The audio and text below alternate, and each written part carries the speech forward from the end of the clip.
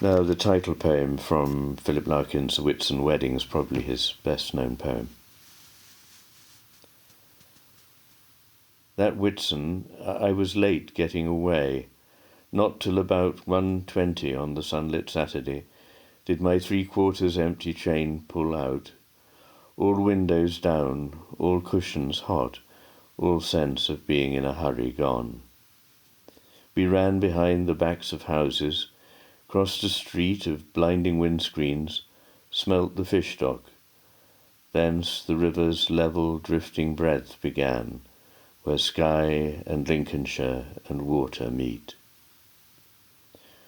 All afternoon through the tall heat that slept for miles inland, a slow and stopping curve southwards we kept.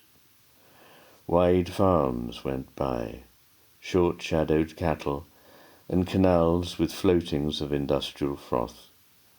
A hothouse flashed uniquely, hedges dipped and rose, and now and then a smell of grass displaced the reek of buttoned carriage cloth, until the next town, new and nondescript, approached with acres of dismantled cars.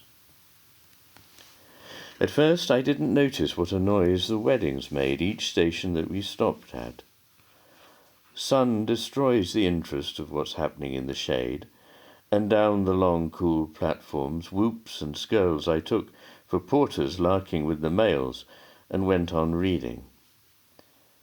Once we started, though, we passed them, grinning and pomaded, girls in parodies of fashion, heels and veils, all posed irresolutely, watching us go, as if out on the end of an event, waving goodbye to something that survived it.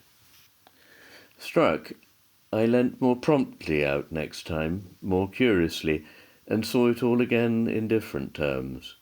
The fathers with broad belts under their suits and seamy foreheads, mothers loud and fat, an uncle shouting smut, and then the perms, the nylon gloves and jewellery substitutes, the lemons, mauves and olive ochres that marked off the girls unreally from the rest. Yes, from cafes and banquet halls up yards and bunting-dressed coach-party annexes, the wedding days were coming to an end. All down the line fresh couples climbed board. The rest stood round, the last confetti and advice were thrown, and as we moved, each face seemed to define just what it saw departing. Children frowned at something dull. Fathers had never known success so huge and wholly farcical. The women shared the secret like a happy funeral, while girls, gripping their handbags tighter, stared at a religious wounding. Free at last, and loaded with the sum of all they saw, we hurried towards London, shuffling gouts of steam. Now fields were building plots, and poplars cast long shadows over major roads, and for some 50 minutes that in time would seem just long enough to settle hats and say, "I nearly died," a dozen marriages got under way. They watched the landscape, sitting side by side. An Odeon went past a cooling tower, and someone running up to bowl, and none thought of the others they would never meet, or how their lives would all contain this hour. I thought of London spread out in the sun, its postal districts packed like squares of wheat. There we were aimed.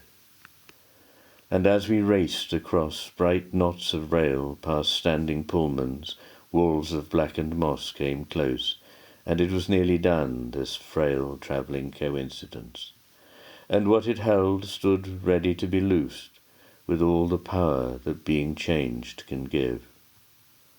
We slowed again, and as the Titan brakes took hold, there swelled a sense of falling, like an arrow shower sent out of sight, somewhere becoming rain.